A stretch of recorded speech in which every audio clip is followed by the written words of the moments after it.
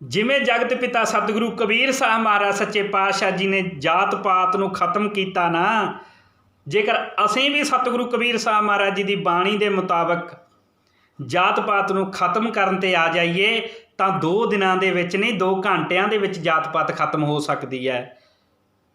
ਉਹ सतगुरु कबीर साहब महाराज जी की बाणी नूं पढ़ के वेखो, सतगुरु कबीर साहब महाराज जी के इतिहास नूं पढ़ के वेखो। ਉਹ उन्होंने ब्राह्मण के गढ़ दे विच मनुवाद के गढ़ दे विच टक्कर लैके ब्राह्मण नूं आख्या कि जिहड़ी तेरी जात है ये तेरे लिए हंकार है, तो जिहड़ा तू हंकार चुक्की फिरदा ना, इस हंकार दे नाल तेरा जिहड़ा मनुखा जन्म आ वो अजाई जा रहा है, बेकार जा रहा है। ये सतगुरु कबीर साहब महाराज सच्चे पातशाह जी ने अपनी बाणी दे विच भी दर्ज कीती है गल। वेखो आपां कई बार जिक्र करदे आ ना, कई बार सियाणिਆਂ तो भी सुनते हैं कि कदे भी पानी दे विच रह के मगरमच्छ नाल वैर नहीं पाईदा, क्योंकि पानी दे विच मगरमच्छां दे जिहड़े इकट्ठ ने ना वो तुहानूं खा जाणगे, खत्म कर देणगे। पर साडे सतगुरु कबीर साहब महाराज सच्चे पातशाह जी बनारस एक जो पानी का गढ़ सी, ब्राह्मणा का गढ़ सी, ਉਹਦੇ ਵਿੱਚ रह के मगरमच्छ नाल ब्राह्मणवाद नाल सतगुरां ने टक्कर लई, ਉਹਦੇ नाल वैर पाया। ਉਹਦੇ नाल इस लई कि वो मनुखता लई खतरनाक सी। वो जातां पातां दे विच वंड के लोकां नूं, समाज नूं लुट रहा सी। इत्थे ही बस नहीं, उन्हें इस तरीके नाल इन्ने जबरदस्त गुलाम बनाए हुए सी। जदों असीं इतिहास पढ़ांगे तो पैरां थल्लों धरती खिसक जाएगी, क्योंकि साडे पानी वख कीते हुए सी। छप्पड़ां दा, टोबियां दा गंदा पानी पींदे सी असीं, मुर्दियां दे कफन पाउंदे सी असीं, पिंडां तो बाहर कड्ढे गए सी असीं। सानू बराबर बैठण का अधिकार नहीं सी, बोलण का अधिकार नहीं सी, नाम जपण ते साडी जीभ कट दित्ती जांदी सी। तुसीं इतिहास पढ़ के वेखोगे पेशवावां दा मूँह ते कुजे लक नाल झाड़ू बन्ने हुए सी। ਇਹਦੀ ਸਾਰਿਆਂ ਦੀ ਜੜ ਮਨੂ ਸਿਮਰਤੀ ਸੀ। ਤੇ ਸਤਿਗੁਰੂ ਕਬੀਰ ਸਾਹਿਬ ਮਹਾਰਾਜ ਸੱਚੇ ਪਾਤਸ਼ਾਹ ਜੀ ਨੇ ਬਨਾਰਸ ਦੇ ਵਿੱਚ ਰਹਿ ਕੇ ਮਨੂਵਾਦ ਨੂੰ ਲਲਕਾਰਿਆ ਕਿ ਤੇਰੀ ਜਿਹੜੀ ਮਨੂ ਸਿਮਰਤੀ ਹੈ, ਬੇਦ ਕੀ ਪੁੱਤਰੇ ਸਿਮਰਤ ਪਾਈ, ਸੰਕਲ ਜੇਵਰੀ ਲੈ ਆਈ, ਜਿਹੜੀ ਸਾਡੇ ਲਈ ਸੰਗਲ ਤੇ ਜੇਵਰ ਲੈ ਕੇ ਆਈ ਹੈ, ਜੇਵਰੀਆਂ ਲੈ ਕੇ ਆਈ ਹੈ, ਹੱਥਾਂ ਨੂੰ ਗੁਲਾਮੀ ਦੀਆਂ ਹੱਥ ਘੜੀਆਂ, पैरां नूं गुलामी दियां बेड़ियां लैके आई आ। वो एक दिन तैनूं ते तेरी मनु सिमरती नूं असीं सबक सिखावांगे। असीं नहीं मनदे तेरी मनु सिमरती नूं। ये सतगुरु कबीर साहब महाराज सच्चे पातशाह जी डट के बोलण वाले ने। सानूं की होया, असीं जात पात के खिलाफ क्यों नहीं बोलते? जिहड़े प्रश्न सतगुरु कबीर साहब महाराज जी ने अपनी बाणी दे विच उस समय उस उच्ची जात वालियां नूं कीते, जेकर असीं अज करिए ना तो साडे बहुत सारे विरोधी बन जाणगे। पर परवाह नहीं करनी। एक गल पक्की है कि जिन्ना तक सच चुप रहेगा ना, उन्ना तक झूठ का बोलबाला रहेगा। झूठ की बल्ले बल्ले इस करके नहीं कि झूठ बहुत है, झूठ की बल्ले बल्ले इस करके है, झूठ इस करके ज़्यादा फैलिया होया है कि जिहड़ा सच है वो बिल्कुल चुप है। साडे सच्चे लोग, धर्मी लोग, जिहड़े अपने आप नूं गुरु साहिबानां नाल जुड़े हुए लोग ने, वो सच की बाणी साडे तक नहीं पहुँचा रहे, वो सच नूं साडे तक नहीं पहुँचा रहे। इस करके जिहड़ा झूठ का ज़्यादा बोलबाला है। जात पात वधी तां क्योंकि असीं सतगुरां दी बाणी नूं लोकां सामणे नहीं रखिया। जे जात पात नूं खत्म करना, सतगुरां दी बाणी लोकां सामणे लियाउणी पएगी। कबीर साहब महाराज सच्चे पातशाह जी बनारस दे रहण वाले सी। बनारस दे रहण करके आप जी का जिहड़ा मेल मिलाप सी वो सतगुरु रविदास महाराज जी नाल हुंदा रहिंदा सी। इत्थे तक भी इतिहास विच जिक्र मिलदा कि आप जी का मिलाप धन धन श्री गुरु नानक साहब महाराज जी अते भाई साहब भाई मरदाना जी नाल भी होया। जगत पिता श्री गुरु कबीर साहब महाराज जी, जगत पिता श्री गुरु रविदास महाराज जी, जगत पिता श्री गुरु नानक साहब महाराज जी, भाई साहब भाई बहुत ही सत्कारयोग मरदाना जी, ਜਿਹੜੇ आपस ਦੇ ਵਿੱਚ ਇੱਕ ਜਗ੍ਹਾ ਤੇ ਮਿਲ ਕੇ ਵਿਚਾਰ ਕੀਤੀ। ਜਦੋਂ ਗੁਰੂ ਨਾਨਕ ਸਾਹਿਬ ਮਹਾਰਾਜ ਬਾਣੀ ਲੈਣ ਗਏ ਸੀ ਤਾਂ ਆਪਸ ਵਿੱਚ ਇਹਨਾਂ ਮਹਾਂਪੁਰਖਾਂ ਦੀ ਵਿਚਾਰ ਹੋਈ ਆ, ਵਿਚਾਰ ਵਟਾਂਦਰਾ ਹੋਇਆ। ਇਹ ਇਤਿਹਾਸ ਲੋਕਾਂ ਦੇ ਸਾਹਮਣੇ ਰੱਖਣਾ ਪੈਣਾ, ਤਾਂ ਸਾਨੂੰ ਇਤਿਹਾਸ ਬਾਰੇ ਪਤਾ ਲੱਗੇਗਾ। ਕਿਉਂਕਿ ਗੁਰੂ ਨਾਨਕ, ਗੁਰੂ ਕਬੀਰ, ਗੁਰੂ ਨਾਮਦੇਵ, ਸਤਿਗੁਰ ਜੈਦੇਵ, ਜਿੰਨੇ ਮਹਾਂਪੁਰਖਾਂ ਦੀ ਗੁਰੂ ਗ੍ਰੰਥ ਸਾਹਿਬ ਮਹਾਰਾਜ ਦੇ ਵਿੱਚ ਬਾਣੀ ਹੈ, ਇਹਨਾਂ ਸਾਰਿਆਂ ਦੀ ਇੱਕ ਵਿਚਾਰਧਾਰਾ ਹੈ। ਸਾਨੂੰ ਲੋਕਾਂ ਸਾਹਮਣੇ ਇਹ ਵਿਚਾਰਧਾਰਾ ਲਿਆਉਣੀ ਪੈਣੀ ਹੈ। ਜਿਹੜੀ मैं गल करदा कि जात पात नूं साडे सतगुरां ने खत्म किया, ਔਰ ਉਹਨਾਂ ਨੇ ਬਹੁਤ ਵੱਡਾ ਬੀੜਾ ਚੁੱਕਿਆ ਸੀ। ਇਹ ਜਿਹੜਾ ਮਿਸ਼ਨ ਸੀ, ਇਹ ਅੰਦੋਲਨ ਸੀ, ਇਹ ਰੁਕਣਾ ਨਹੀਂ ਸੀ ਚਾਹੀਦਾ, ਇਹ ਅੰਦੋਲਨ ਚੱਲਣਾ ਚਾਹੀਦਾ ਸੀ, ਅੱਗੇ ਦੀ ਅੱਗੇ ਕਾਫਲਾ ਤੁਰਨਾ ਚਾਹੀਦਾ ਸੀ। ਪਰ ਹੈਰਾਨੀ ਵਾਲੀ ਗੱਲ ਇਹ ਕਿ ਜੋ ਸਤਿਗੁਰਾਂ ਦੀ ਪਵਿੱਤਰ ਬਾਣੀ ਆ ਉਹ ਅਸੀਂ ਲੋਕਾਂ ਸਾਹਮਣੇ ਨਹੀਂ ਰੱਖੇ। ਹੁਣ ਸਤਿਗੁਰਾਂ ਦਾ ਜਿਹੜਾ ਮਿਲਾਪ ਜਿੱਥੇ ਐਸੇ ਮਹਾਂਪੁਰਖਾਂ ਨਾਲ ਹੁੰਦਾ ਸੀ, ਗੁਰੂ ਰਵਿਦਾਸ ਗੁਰੂ ਨਾਨਕ ਵਰਗਿਆਂ ਨਾਲ, ਭਾਵੇਂ ਕਿ ਉਸ ਤੋਂ ਬਾਅਦ ਗੁਰੂ ਨਾਨਕ ਸਾਹਿਬ ਮਹਾਰਾਜ ਜੀ ਦਾ ਮੇਲ ਨਹੀਂ ਹੋਇਆ, ਮਿਲਾਪ ਨਹੀਂ ਹੋਇਆ, ਤੇ ਗੁਰੂ ਰਵਿਦਾਸ ਮਹਾਰਾਜ ਨਾਲ ਮਿਲਾਪ ਹੁੰਦਾ ਰਹਿੰਦਾ ਸੀ। ਤੇ ਇਸ ਗੱਲ ਤੋਂ ਜਿਹੜੇ ਉੱਥੋਂ ਦੇ ਬ੍ਰਾਹਮਣ ਲੋਕ ਸੀ, ਜਿਹੜੇ ਮਨੂਵਾਦ ਦੇ ਜਾਂ ਜਿਹੜੇ ਬ੍ਰਾਹਮਣਵਾਦ ਦੇ ਜਾਲ ਵਿੱਚ ਫਸੇ ਹੋਏ ਸੀ, ਉਹ ਸਤਿਗੁਰੂ ਕਬੀਰ ਸਾਹਿਬ ਮਹਾਰਾਜ ਸੱਚੇ ਪਾਤਸ਼ਾਹ ਜੀ ਨੂੰ ਨੀਚ ਜਾਤ ਦਾ ਕਹਿੰਦੇ ਹੁੰਦੇ ਸਨ ਕਿ ਤੇਰੀ ਛੋਟੀ ਜਾਤ ਹੈ, ਤੂੰ ਨੀਵੀਂ ਜਾਤ ਦਾ। ਤੇ ਸਤਿਗੁਰੂ ਕਬੀਰ ਸਾਹਿਬ ਮਹਾਰਾਜ ਜੀ ਇੱਕ ਪ੍ਰਸ਼ਨ ਰੱਖਦੇ ਹੁੰਦੇ ਸੀ ਜਿਨ੍ਹਾਂ ਦੇ ਜਵਾਬ ਅੱਜ ਤੱਕ ਵੀ ਨਹੀਂ ਦੇ ਹੋਏ ਉਹਨਾਂ ਤੋਂ, ਤੇ ਰਹਿੰਦੀ ਦੁਨੀਆ ਤੱਕ ਵੀ ਨਹੀਂ ਦਿੱਤੇ ਜਾਣੇ। ਤੇ ਸਤਿਗੁਰੂ ਕਬੀਰ ਸਾਹਿਬ ਮਹਾਰਾਜ ਜੀ ਨੂੰ ਕਹਿੰਦੇ ਸੀ ਕਿ ਤੂੰ ਨੀਵੀਂ ਜਾਤ ਦਾ, ਅਸੀਂ ਉੱਚੀ ਜਾਤ ਦੇ ਹਾਂ, ਅਸੀਂ ਪੰਡਤ ਹੁੰਦੇ ਹਾਂ, ਅਸੀਂ ਬ੍ਰਾਹਮਣ ਹੁੰਦੇ ਹਾਂ। ਇਹ ਮੈਂ ਨਹੀਂ ਕਹਿ ਰਿਹਾ, ਸਤਿਗੁਰੂ ਕਬੀਰ ਸਾਹਿਬ ਮਹਾਰਾਜ ਜੀ ਦੀ ਬਾਣੀ ਜੋ ਗੁਰੂ ਗ੍ਰੰਥ ਸਾਹਿਬ ਮਹਾਰਾਜ ਦੇ ਵਿੱਚ ਦਰਜ ਹੈ ਉਹ ਕਹਿ ਰਹੀ ਹੈ।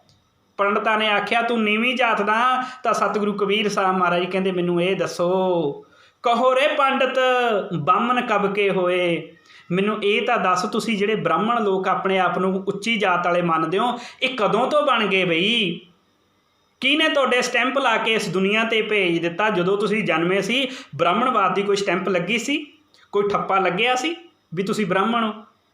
ਦਿਖਾਓ ਜੇ ਕੋਈ ਠੱਪਾ ਲੱਗਿਆ। ਰੱਬ ਨੇ ਜੇ ਕੋਈ ਮੋਹਰ ਲਾ ਕੇ ਤੁਹਾਨੂੰ ਇਸ ਦੁਨੀਆ 'ਤੇ ਭੇਜਿਆ ਕਿ ਤੁਸੀਂ ਬ੍ਰਾਹਮਣ ਹੋ, ਤੁਸੀਂ ਉੱਚੀ ਜਾਤੀ ਦੇ ਹੋ, ਤਾਂ ਗੁਰੂ ਕਬੀਰ ਕਹਿੰਦੇ ਮੈਨੂੰ ਦਿਖਾਓ। ਜੇ ਨਹੀਂ ਦਿਖਾਉਂਦੇ ਤਾਂ ਬਾਹਮਣ ਕਹਿ ਜਨਮ ਮਤ ਖੋਏ ਹੋ, ਤੁਸੀਂ ਤਾਂ ਆਪਣੇ ਜਨਮ ਹੀ ਬਰਬਾਦ ਕਰ ਲਏ। ਇਸ ਹੰਕਾਰ ਦੇ ਵਿੱਚ ਹੀ ਤੁਰੇ ਰਹੇ ਕਿ ਅਸੀਂ ਬ੍ਰਾਹਮਣ ਆ, ਅਸੀਂ ਉੱਚੀ ਜਾਤ ਦੇ ਹਾਂ। ਇਹ ਗੱਲ ਨੋਟ ਕਰਨ ਵਾਲੀ ਹੈ।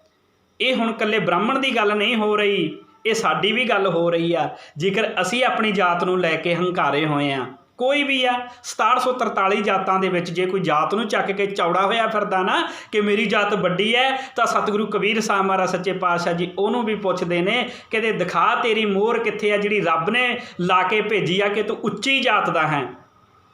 ਹੁਣ ਤਾਂ ਸਿੱਖਾਂ ਵਿੱਚ ਵੀ ਜਾਤਾਂ ਬਣ ਗਈਆਂ, ਮੁਸਲਮਾਨਾਂ, ਈਸਾਈਆਂ, ਜੈਨੀਆਂ, ਬੋਧੀਆਂ, ਸਾਰਿਆਂ ਦੇ ਵਿੱਚ ਜਾਤਾਂ ਬਣ ਗਈਆਂ। ਇਹ ਸਤਿਗੁਰਾਂ ਦੀ ਬਾਣੀ ਸਾਰਿਆਂ ਨੂੰ ਕਹਿ ਰਹੀ ਹੈ। ਤੇ ਉਸ ਸਮੇਂ ਜਿਹੜਾ ਟਾਰਗੇਟ ਸੀ ਉਹ ਬ੍ਰਾਹਮਣ ਸੀ, ਕਿਉਂਕਿ ਆਪਣੇ ਆਪ ਨੂੰ ਉੱਚੀ ਜਾਤ ਦਾ ਮੰਨਦਾ ਸੀ। ਕਹੋਰੇ ਪੰਡਤ ਬਾਹਮਣ ਕਬ ਕੇ ਹੋਏ, ਬਾਹਮਣ ਕਹਿ ਜਨਮ ਮਤ ਖੋਏ, ਕਿਉਂ ਤੁਸੀਂ ਆਪਣਾ ਜਨਮ ਬਰਬਾਦ ਕਰੀ ਜਾਂਦੇ ਹੋ। ਇਹ ਗੱਲਾਂ ਰਹਾਓ ਵਾਲੇ ਬੰਦ ਵਿੱਚ ਆਖੀਆਂ ਨੇ। ਪਹਿਲੇ ਬੰਦ ਵਿੱਚ ਕੀ ਆਖਦੇ ਨੇ ਸਤਿਗੁਰੂ ਕਬੀਰ ਸਾਹਿਬ ਮਹਾਰਾਜ ਜੀ? ਕਮਾਲ ਦੀ ਗੱਲ ਆਖੀ ਹੈ, ਗਰਭਵਾਸ ਮੈਂ ਕੁੱਲ ਨਹੀਂ ਜਾਤੀ। ਗਰਭ ਜਦੋਂ ਮਾਤਾ ਦੇ ਪੇਟ ਦੇ ਵਿੱਚ ਸੀ, ਗਰਭ ਦੇ ਵਿੱਚ ਸੀ, ਕੁੱਲ ਨਹੀਂ ਜਾਤੀ। ਤੈਨੂੰ ਕੁੱਲ ਦਾ ਤਾਂ ਪਤਾ ਹੀ ਨਹੀਂ ਸੀ, ਤੈਨੂੰ ਤਾਂ ਇਹ ਪਤਾ ਹੀ ਨਹੀਂ ਸੀ ਮੈਂ ਕਿਹੜੀ ਜਾਤ ਦਾ, ਕਿਹੜੇ ਧਰਮ ਦਾ, ਕਿਹੜੀ ਨਸਲ ਦਾ। ਤੇ ਬਾਹਰ ਆ ਕੇ ਤੂੰ ਆਪਣੇ ਆਪ ਨੂੰ ਬਹੁਤ ਵੱਡਾ ਉੱਚੀ ਜਾਤ ਦਾ ਖਵਾਉਣ ਲੱਗ ਗਿਆ। ਮਹਾਰਾਜ ਕਿਤੇ ਸ਼ਰਮ ਕਰ। ਜਦੋਂ ਮਾਂ ਦੇ ਪੇਟ ਵਿੱਚ ਸੀ ਉਦੋਂ ਤੈਨੂੰ ਤਾਂ ਤੇਰੀ ਜਾਤ ਹੀ ਨਹੀਂ ਪਤਾ ਸੀ। ਦੱਸ ਕਿ ਉਦੋਂ ਕੋਈ ਠੱਪਾ ਲੱਗਿਆ ਹੋਵੇ, ਕੋਈ ਸਟੈਂਪ ਲੱਗੀ ਹੋਵੇ, ਜਾਂ ਤੈਨੂੰ ਪਰਚੀ ਲਿਖ ਕੇ ਦਿੱਤੀ ਹੋਵੇ ਵੀ ਤੂੰ ਵੱਡੀ ਜਾਤ ਦਾ। ਮਾਤਾ ਦੇ ਪੇਟ ਵਿੱਚ ਤੈਨੂੰ ਜਾਤ ਦਾ ਪਤਾ ਨਹੀਂ ਸੀ, ਜਦੋਂ ਤੂੰ ਬਾਹਰ ਆਇਆ ਉਦੋਂ ਤੈਨੂੰ ਜਾਤ ਪਤਾ ਲੱਗ ਗਈ।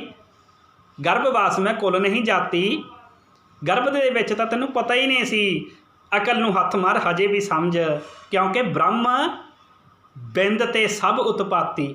ਬ੍ਰਹਮ ਦੇ ਬਿੰਦ ਤੋਂ, ਅਕਾਲ ਪੁਰਖ ਦੀ ਇਸ ਕੁਦਰਤ ਦੇ ਵਿੱਚੋਂ ਜੋ ਮਾਤਾ ਪਿਤਾ ਦਾ ਮਿਲਾਪ ਹੋਇਆ ਉਹਦੇ ਵਿੱਚੋਂ ਤੂੰ ਪੈਦਾ ਹੋਇਆ। ਤੇ ਪੈਦਾ ਹੋ ਕੇ ਤੂੰ ਦੁਨੀਆ 'ਤੇ ਆ ਕੇ ਆਪਣੇ ਆਪ ਨੂੰ ਵੱਡਾ ਹੰਕਾਰੀ ਬਣ ਗਿਆ। ਤੇ ਸਤਿਗੁਰੂ ਕਬੀਰ ਸਾਹਿਬ ਮਹਾਰਾਜ ਜੀ ਕਹਿੰਦੇ ਆਪਣੇ ਅੰਦਰ ਝਾਤੀ ਮਾਰ ਕੇ ਵੇਖ, ਕਦੇ ਆਪਣੇ ਮਨ ਤੋਂ ਪੁੱਛ ਕੇ ਵੇਖ ਕਿ ਤੂੰ ਜੇ ਉੱਚੀ ਜਾਤ ਦਾ ਮੈਂ ਤੈਨੂੰ ਸਰਟੀਫਿਕੇਟ ਕਿਹਨੇ ਦਿੱਤਾ, ਤੈਨੂੰ ਪ੍ਰਮਾਣ ਪੱਤਰ ਕਿਹਨੇ ਦਿੱਤਾ? ਇਹ ਗੱਲਾਂ ਦੇ ਜਵਾਬ ਨਾ ਉਹਦੇ ਤੋਂ ਦੇ ਹੋਏ, ਤੇ ਨਾ ਜਿਹੜੇ ਅੱਜ ਦੇ ਲੋਕ ਨੇ ਜਿਹੜੇ ਆਪਣੇ ਆਪ ਨੂੰ ਉੱਚੀ ਜਾਤ ਵਾਲੇ ਅਖਵਾਉਂਦੇ ਨੇ, ਨਾ ਉਹਨਾਂ ਕੋਲੇ ਇਹ ਜਵਾਬ ਹੈ। ਹੁਣ ਅਗਲੇ ਬੰਦ ਦੇ ਵਿੱਚ ਸਤਿਗੁਰੂ ਕਬੀਰ ਸਾਹਿਬ ਮਹਾਰਾਜ ਜੀ ਕੀ ਕਹਿੰਦੇ ਨੇ? ਜੋ ਤੂੰ ਬ੍ਰਾਹਮਣ ਬ੍ਰਾਹਮਣੀ ਜਾਇਆ, ਤੋ ਆਨ ਬਾਟ ਕਾਹੇ ਨਹੀਂ ਆਇਆ। ਵੇਖੋ ਓਏ ਉੱਚੀਆਂ ਜਾਤਾਂ ਵਾਲਿਓ, ਮੈਨੂੰ ਜਵਾਬ ਦਿਓ। ਕਬੀਰ ਸਾਹਿਬ ਕਹਿੰਦੇ ਜੇ ਤੁਸੀਂ ਐਡੀਆਂ ਵੱਡੀਆਂ ਉੱਚੀਆਂ ਜਾਤਾਂ ਵਾਲੇ ਹੋ, ਉਹ ਜਿੱਥੋਂ ਮੈਂ ਮਾਤਾ ਦੀ ਕੁੱਖ ਦੇ ਵਿੱਚੋਂ ਜਨਮ ਲਿਆ, ਤੁਸੀਂ ਵੀ ਉੱਥੋਂ ਹੀ ਮਾਤਾ ਦੀ ਕੁੱਖ ਦੇ ਵਿੱਚੋਂ ਜਨਮ ਲਿਆ। ਤੁਸੀਂ ਨੱਕ ਦੇ ਵਿੱਚੋਂ, ਕੰਨਾਂ ਦੇ ਵਿੱਚੋਂ, ਮੂੰਹ ਦੇ ਵਿੱਚੋਂ ਕਿਉਂ ਨਹੀਂ ਬਾਹਰ ਨਿਕਲ ਆਏ? ਇਹ ਸਤਿਗੁਰੂ ਕਬੀਰ ਸਾਹਿਬ ਮਹਾਰਾਜ ਜੀ ਨੇ ਆਖਿਆ, ਕਿਉਂ ਹੰਕਾਰ ਕਰੀ ਜਾਂਦੇ ਹੋ? ਓਏ ਬ੍ਰਾਹਮਣੋ, ਓਏ ਪੰਡਤੋ, ਓਏ ਉੱਚੀ ਜਾਤ ਵਾਲਿਓ, ਜਿਹੜਾ ਤੁਸੀਂ ਹੰਕਾਰ ਫੈਲਾਇਆ ਹੋਇਆ ਇਸ ਉੱਚੀ ਜਾਤ ਦਾ, ਮੈਨੂੰ ਜਵਾਬ ਦਿਓ। ਜਿਹੜੇ ਕਹਿੰਦੇ ਨੇ ਨਾ ਸਾਡਾ ਧਰਮ ਵੱਡਾ, ਸਾਡੀ ਜਾਤ ਉੱਚੀ, ਸਾਡੀ ਕੁੱਲ ਉੱਚੀ, ਅਸੀਂ ਵੱਡੀ ਜਾਤ ਦੇ ਹੁੰਦੇ ਹਾਂ, ਤਾਂ ਗੁਰੂ ਕਬੀਰ ਸਾਹਿਬ ਮਹਾਰਾਜ ਸੱਚੇ ਪਾਤਸ਼ਾਹ ਜੀ ਦੀ ਬਾਣੀ ਦਾ ਫੈਸਲਾ ਵਾ, ਧੁਆਨ ਬਾਟ ਕਾਹੇ ਨਹੀਂ ਆਇਆ। ਤੁਸੀਂ ਵੀ ਮਾਤਾ ਦੇ ਕੁੱਖ ਦੇ ਵਿੱਚੋਂ ਜਨਮ ਲੈ ਕੇ ਆਏ ਹੋ, ਮੈਂ ਵੀ ਜਨਮ ਲੈ ਕੇ ਆਇਆ, ਤੁਸੀਂ ਉੱਚੇ ਕਿਵੇਂ ਹੋ ਗਏ ਅਤੇ ਮੈਂ ਨੀਵਾਂ ਕਿਵੇਂ ਹੋ ਗਿਆ? ਦੱਸੋ ਤਾਂ ਸਹੀ ਬਈ। ਤੁਸੀਂ ਵੀ ਮਾਤਾ ਦੇ ਗਰਭ ਦੇ ਵਿੱਚ ਸੀ, ਮੈਂ ਵੀ ਮਾਤਾ ਦੇ ਗਰਭ ਦੇ ਵਿੱਚ ਸੀ, ਮੈਨੂੰ ਵੀ ਨਹੀਂ ਜਾਤ ਦਾ ਪਤਾ ਸੀ, ਤੁਹਾਨੂੰ ਵੀ ਨਹੀਂ ਜਾਤ ਦਾ ਪਤਾ ਸੀ। ਤੁਸੀਂ ਵੀ ਉਸੇ ਰਸਤੇ ਵਿੱਚੋਂ ਆਏ, ਮੈਂ ਵੀ ਉਸੇ ਰਸਤੇ ਵਿੱਚੋਂ ਆਇਆ, ਅਤੇ ਫਿਰ ਤੁਸੀਂ ਉੱਚੀ ਜਾਤ ਦੇ ਕਿਵੇਂ ਹੋ ਗਏ? ਬਹੁਤ ਵੱਡਾ ਸਵਾਲ ਹੈ ਜਿਹਦਾ ਜਵਾਬ ਅੱਜ ਤੱਕ ਨਹੀਂ ਦਿੱਤਾ ਗਿਆ ਅਤੇ ਰਹਿੰਦੀ ਦੁਨੀਆ ਤੱਕ ਵੀ ਨਹੀਂ ਦੇ ਸਕਦੇ।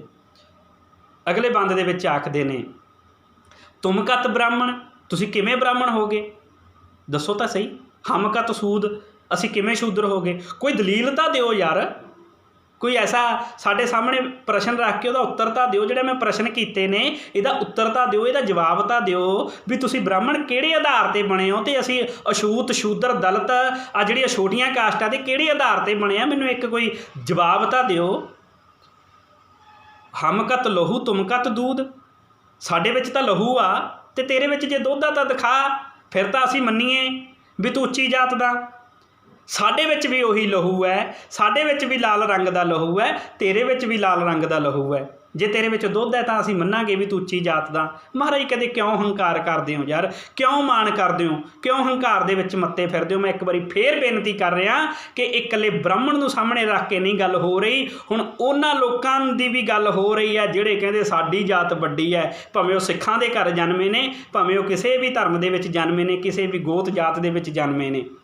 ਹੰਕਾਰ ਤਾਂ ਛੋਟੀ ਜਾਤ ਦਾ ਵੀ ਵੱਡਾ, ਹੰਕਾਰ ਤਾਂ ਵੱਡੀ ਜਾਤ ਦਾ ਵੀ ਵੱਡਾ। ਹੰਕਾਰ ਤਾਂ ਹੰਕਾਰ ਹੀ ਹੁੰਦਾ। ਜਿਵੇਂ ਕਹਿੰਦੇ ਆ ਨਾ, ਚੋਰੀ ਤਾਂ 1 ਲੱਖ ਰੁਪਏ ਦੀ ਵੀ ਚੋਰੀ ਹੈ, ਚੋਰੀ ਤਾਂ 1 ਰੁਪਏ ਦੀ ਵੀ ਚੋਰੀ ਹੈ, ਚੋਰੀ ਤਾਂ ਚੋਰੀ ਹੁੰਦੀ ਹੈ। ਦਿਓ ਜਵਾਬ। ਸਤਿਗੁਰੂ ਕਬੀਰ ਸਾਹਿਬ ਮਹਾਰਾਜ ਕਹਿੰਦੇ ਨਹੀਂ ਜਵਾਬ। ਕਹੋ ਕਬੀਰ। ਕਬੀਰ ਸਾਹਿਬ ਮਹਾਰਾਜ ਹੁਣ ਕਹਿੰਦੇ ਨੇ, ਜੋ ਬ੍ਰਹਮ ਵਿਚਾਰ ਹੈ, ਜਿਹੜਾ ਬ੍ਰਹਮ ਦੀ ਵਿਚਾਰ ਕਰਦਾ ਬ੍ਰਾਹਮਣ, ਹੁਣ ਧਿਆਨ ਨਾਲ ਸੁਣ ਲਓ, ਉਹ ਉੱਚੀ ਜਾਤ ਵਾਲਿਓ ਧਿਆਨ ਨਾਲ ਸੁਣਿਓ। ਕਹੋ ਕਬੀਰ, ਜੋ ਬ੍ਰਹਮ ਵਿਚਾਰੈ ਸੋ ਬ੍ਰਾਹਮਣ ਕਹੀਅਤ ਹੈ ਹਮਾਰਾ। ਉਹ ਅਸਲੀ ਬ੍ਰਾਹਮਣ ਉਹ ਨੇ ਜਿਹੜੇ ਬ੍ਰਹਮ ਦੀ ਵਿਚਾਰ ਕਰਦੇ ਨੇ। ਇੱਕ ਅਕਾਲ ਪੁਰਖ, ਇੱਕ ਰੱਬ, ਇੱਕ ਗੁਰੂ ਦੇ ਲੜ ਲੱਗਦੇ ਨੇ, ਜਿਹੜੇ ਸ਼ਬਦ ਗੁਰੂ ਨੂੰ ਮਨ ਦੇ ਵਿੱਚ ਵਸਾਉਂਦੇ ਨੇ, ਜਿਨ੍ਹਾਂ ਦੀ ਸੁਰਤ ਦੇ ਵਿੱਚ, ਦਿਮਾਗ ਦੇ ਵਿੱਚ ਇਹ ਬੈਠ ਗਿਆ ਕਿ ਅਸੀਂ ਸਾਰੇ ਇੱਕ ਹਾਂ, ਅਸੀਂ ਸਾਰੇ ਬਰਾਬਰ ਹਾਂ, ਅਸੀਂ ਸਾਰੇ ਇਨਸਾਨ ਹਾਂ, ਸਾਡੇ ਵਿੱਚ ਇਨਸਾਨੀਅਤ ਹੈ। ਸਤਿਗੁਰੂ ਕਬੀਰ ਸਾਹਿਬ ਮਹਾਰਾਜ ਕਹਿੰਦੇ ਇਹ ਆ ਬ੍ਰਹਮ ਨੂੰ ਪਛਾਨਣਾ। ਜਿਨ੍ਹਾਂ ਨੇ ਸਾਰਿਆਂ ਦੇ ਵਿੱਚੋਂ ਇੱਕ ਵੇਖ ਲਿਆ, ਉਹਨਾਂ ਨੂੰ ਮੁਸਲਮਾਨਾਂ ਦੇ ਵਿੱਚੋਂ ਵੀ ਉਹੀ ਦਿਸੇਗਾ ਜੋ ਸਿੱਖਾਂ ਦੇ ਵਿੱਚੋਂ ਦਿਸਦਾ, ਉਹਨਾਂ ਨੂੰ ਹਿੰਦੂਆਂ ਦੇ ਵਿੱਚੋਂ ਵੀ ਉਹੀ ਦਿਸੇਗਾ ਜੋ ਈਸਾਈਆਂ ਦੇ ਵਿੱਚੋਂ ਦਿਸਦਾ, ਉਹਨਾਂ ਨੂੰ ਬੋਧੀਆਂ ਵਿੱਚੋਂ ਵੀ ਉਹੀ ਦਿਸੇਗਾ ਜੋ ਪਾਰਸੀਆਂ ਦੇ ਵਿੱਚੋਂ ਦਿਸਦਾ। ਸਾਨੂੰ ਸਾਰਿਆਂ ਦੇ ਵਿੱਚੋਂ ਜਿਸ ਦਿਨ ਇੱਕ ਦਿਖਣ ਲੱਗ ਗਿਆ ਤਾਂ ਸਮਝ ਲਓ ਅਸੀਂ ਉਹ ਸੱਚੇ ਬ੍ਰਾਹਮਣ ਬਣ ਗਏ, ਜਿਹੜੇ ਬ੍ਰਾਹਮਣ ਇਸ ਕਾਇਨਾਤ ਦੇ ਉੱਤੇ ਰੱਬ ਦੀ ਗੱਲ ਕਰਨ ਵਾਲੇ ਨੇ, ਸੱਚ ਨਾਲ ਜੋੜਨ ਵਾਲੇ ਨੇ। ਗੁਰੂ ਕਬੀਰ ਸਾਹਿਬ ਮਹਾਰਾਜ ਕਹਿੰਦੇ ਉਹ ਬ੍ਰਾਹਮਣ ਬਣੋ ਜਿਹੜੇ ਬ੍ਰਾਹਮਣ ਸਾਰਿਆਂ ਦੇ ਵਿੱਚੋਂ ਇੱਕ ਅਕਾਲ ਪੁਰਖ ਨੂੰ, ਇੱਕ ਰੱਬ ਨੂੰ, ਇੱਕ ਇਨਸਾਨੀਅਤ ਨੂੰ ਵੇਖਦੇ ਨੇ। ਪਰ ਅਸੀਂ ਇਹ ਸਤਿਗੁਰਾਂ ਦੀ ਬਾਣੀ ਨੂੰ ਲੋਕਾਂ ਸਾਹਮਣੇ ਰੱਖ ਕੇ ਜਾਤਾਂ ਪਾਤਾਂ ਨੂੰ ਖਤਮ ਕਰਨਾ ਸੀ, ਪਰ ਅਸੀਂ ਇੰਨੇ ਲੋਕ ਆਪਣੇ ਆਪ ਦੇ ਵਿੱਚ ਚਲਾਕ ਨਿਕਲੇ ਕਿ ਸਤਿਗੁਰਾਂ ਦੇ ਨਾਲ ਹੀ ਚਲਾਕੀ ਕਰਕੇ ਆਪਣੀਆਂ ਜਾਤਾਂ ਪਾਤਾਂ ਨੂੰ ਪ੍ਰਮੋਟ ਕਰਕੇ ਬੈਠ ਗਏ। ਓਏ ਸਤਿਗੁਰੂ ਕਬੀਰ ਸਾਹਿਬ ਮਹਾਰਾਜ ਜੀ ਨੂੰ ਤੁਸੀਂ ਪੂਜਦੇ ਹੋ, ਮੰਨਦੇ ਹੋ। ਮੰਨਣ ਦਾ ਤਾਂ ਹੀ ਫਾਇਦਾ ਜੇ ਸਤਿਗੁਰਾਂ ਦੀ ਬਾਣੀ ਨੂੰ ਮੰਨਾਂਗੇ, ਬਾਣੀ ਨੂੰ ਪੜ੍ਹਾਂਗੇ, ਬਾਣੀ ਨੂੰ ਸਮਝਾਂਗੇ। ਬਾਣੀ ਤਾਂ ਹੀ ਸਮਝ ਲੱਗੇਗੀ ਜੇਕਰ ਤੁਸੀਂ ਸਤਿਗੁਰਾਂ ਦੀ ਬਾਣੀ ਦੇ ਅਨੁਸਾਰ ਚੱਲੋਗੇ। ਗੁਰੂ ਕਬੀਰ ਸਾਹਿਬ ਮਹਾਰਾਜ ਨੇ ਜਿਹੜੇ ਪ੍ਰਸ਼ਨ ਰੱਖੇ ਨੇ ਉਹਨਾਂ ਦੇ ਜਵਾਬ ਦੇਣੇ ਪੈਣਗੇ। ਜਿਵੇਂ ਬ੍ਰਾਹਮਣ ਕਹਿ ਰਿਹਾ ਸੀ, ਮੇਰੇ ਗਲ ਦੇ ਵਿੱਚ ਜਨੇਊ ਜਿਹੜਾ ਪਾਇਆ ਹੋਇਆ ਨਾ, ਇਹਦੇ ਕਰਕੇ ਮੈਂ ਬ੍ਰਾਹਮਣ ਹਾਂ। ਤਾਂ ਸਤਿਗੁਰੂ ਕਬੀਰ ਸਾਹਿਬ ਮਹਾਰਾਜ ਜੀ ਕਹਿੰਦੇ ਨੇ, ਬ੍ਰਾਹਮਣ ਜੀ ਜੇ ਤੁਸੀਂ ਜਨੇਊ ਪਾਉਣ ਦੇ ਨਾਲ, ਧਾਗਾ ਪਾਉਣ ਦੇ ਨਾਲ ਵੱਡੇ ਬ੍ਰਾਹਮਣ ਬਣ ਗਏ, ਉੱਚ ਜਾਤੀ ਦੇ ਬ੍ਰਾਹਮਣ ਬਣ ਗਏ, ਤਾਂ ਮੈਂ ਖੱਡੀਆਂ ਬੁਣਦਾ, ਮੇਰੇ ਘਰ ਜਾ ਕੇ ਵੇਖ ਲੈ, ਮੇਰੇ ਵਿਹੜੇ ਦੇ ਵਿੱਚ ਸੂਤ ਖਿਲ ਰਿਹਾ ਪਿਆ, ਮੇਰੇ ਕੋਠੇ 'ਤੇ ਸੂਤ ਸੁੱਕਣਾ ਪਾਇਆ ਪਿਆ, ਮੇਰੀਆਂ ਖੱਡੀਆਂ ਦੇ ਉੱਤੇ ਸੂਤ ਟੰਗਿਆ ਹੋਇਆ, ਮੈਂ ਰੋਜ਼ ਦਰੀਆਂ ਚਾਦਰਾਂ ਬੁਣਦਾ। ਉਹ ਜਿੰਨਾ ਤੂੰ ਸੂਤ ਗਲ ਦੇ ਵਿੱਚ ਪਾਇਆ ਨਾ, ਇੰਨਾ ਤਾਂ ਸੂਤ ਸਾਡੇ ਘਰਾਂ ਦੇ ਵਿੱਚ ਖਲ ਖੂੰਜਿਆਂ ਤੋਂ ਲੱਭ ਜਾਂਦਾ। ਤੂੰ ਦੇਖ ਤਾਂ ਸਹੀ, ਟੰਨਾਂ ਦੇ ਹਿਸਾਬ ਨਾਲ ਸਾਡੇ ਸੂਤ ਪਿਆ ਵਾ, ਗੋਲੇ ਗੋਲੇ ਸੂਤ ਦੇ ਪਏ ਨੇ, ਤੇ ਤੂੰ ਕੀ ਗੱਲ ਕਰਦਾ ਤੇ ਆਪਣੇ ਆਪ ਨੂੰ ਤੂੰ ਉੱਚੀ ਜਾਤ ਦਾ ਸਮਝਦਾ। ਸਤਿਗੁਰੂ ਕਬੀਰ ਸਾਹਿਬ ਮਹਾਰਾਜ ਕਹਿੰਦੇ ਅਕਲ ਨੂੰ ਹੱਥ ਮਾਰ। ਹਮ ਕਰ ਸੂਤ ਤਨੈ ਨਿਤ ਤਾਨਾ, ਕੰਠ ਜਨੇਊ ਤੁਮਾਰੈ। ਗੁਰਬਾਣੀ ਦੇ ਵਿੱਚ ਲਿਖਿਆ ਜੀ ਇਹ ਸ਼ਬਦ, ਹਮ ਕਰ ਸੂਤ ਤਨੈ ਨਿਤ ਤਾਨਾ। ਅਸੀਂ ਘਰ ਦੇ ਵਿੱਚ ਸੂਤ ਹੀ ਬੁਣਦੇ ਹਾਂ ਤੇ ਅਸੀਂ ਤਾਂ ਵੱਡੇ ਬ੍ਰਾਹਮਣ ਹੋਏ। ਨਾ ਨਾ ਵੀਰਾ, ਹੰਕਾਰ ਨਾ ਕਰ, ਹੰਕਾਰ ਨੂੰ ਛੱਡ। ਆਪਾਂ ਸਾਰੇ ਇੱਕ ਹਾਂ, ਪੂਰੀ ਕੁਦਰਤ ਇੱਕ ਹੈ, ਪੂਰੀ ਕਾਇਨਾਤ ਇੱਕ ਹੈ। ਸਾਨੂੰ ਇਨਸਾਨਾਂ ਨੂੰ ਵੀ ਇੱਕ ਬਣਨਾ ਚਾਹੀਦਾ। ਇਹ ਸਤਿਗੁਰਾਂ ਦਾ ਉਪਦੇਸ਼ ਬਾਣੀ ਦੇ ਵਿੱਚੋਂ ਹੈ। ਸੋ ਆਓ ਆਪਾਂ ਸਤਿਗੁਰੂ ਕਬੀਰ ਸਾਹਿਬ ਮਹਾਰਾਜ ਜੀ ਦੀ ਬਾਣੀ ਨੂੰ ਪੜ੍ਹੀਏ, ਸੁਣੀਏ, ਸਮਝੀਏ, ਵਿਚਾਰੀਏ, ਆਪਣੇ ਜੀਵਨ ਦਾ ਆਧਾਰ ਬਣਾ ਕੇ ਆਪਣਾ ਜੀਵਨ ਸਫਲਾ ਕਰੀਏ। ਇੰਨੀਆਂ ਬੇਨਤੀਆਂ ਕਰਦਾ ਹੋਇਆ ਦਾਸ ਖੇਮਾਂ ਦਾ ਜਾਚਕ ਹੈ। ਅਗਰ ਕਿਸੇ ਨੂੰ ਕੋਈ ਮੇਰੇ ਵਿੱਚੋਂ ਗਲਤੀ ਨਜ਼ਰ ਆਈ ਹੋਵੇ ਤਾਂ ਜ਼ਰੂਰ ਦੱਸਣਾ। ਕਿਸੇ ਦੇ ਮਨ ਨੂੰ ਠੇਸ ਪਹੁੰਚੀ ਹੋਵੇ ਤਾਂ ਮੈਂ ਮਾफ़ੀ ਚਾਹੁੰਦਾ, ਕਿਉਂਕਿ ਜਾਤਾਂ ਪਾਤਾਂ ਨੂੰ ਖਤਮ ਕਰਨ ਦੇ ਲਈ ਸਤਿਗੁਰਾਂ ਦੀ ਬਾਣੀ ਲੋਕਾਂ ਸਾਹਮਣੇ ਰੱਖਣੀ ਪੈਣੀ ਹੈ। ਜਿਹੜੇ ਸ਼ਬਦਾਂ ਨੂੰ ਅਸੀਂ ਨਜ਼ਰ ਅੰਦਾਜ਼ ਕਰ ਦਿੰਦੇ ਹਾਂ, ਇਹ ਸ਼ਬਦ ਲੋਕਾਂ ਸਾਹਮਣੇ ਆਉਣੇ ਚਾਹੀਦੇ ਨੇ। ਇੰਨੀਆਂ ਬੇਨਤੀਆਂ ਕਰਦਾ ਹੋਇਆ ਦਾਸ ਖੇਮਾਂ ਦਾ ਜਾਚਕ ਹੈ। ਹੋਈਆਂ ਬੇਅੰਤ ਭੁੱਲਾਂ ਚੁੱਕਾਂ ਦੀ ਖੇਮਾ। ਅੱਗੇ ਫੇਰ ਮਿਲਾਂਗੇ ਆਪਾਂ। ਵਾਹਿਗੁਰੂ ਜੀ ਕਾ ਖਾਲਸਾ, ਵਾਹਿਗੁਰੂ ਜੀ ਕੀ ਫਤਿਹ। ਜੈ ਭੀਮ, ਜੈ ਭਾਰਤ, ਜੈ ਸੰਵਿਧਾਨ।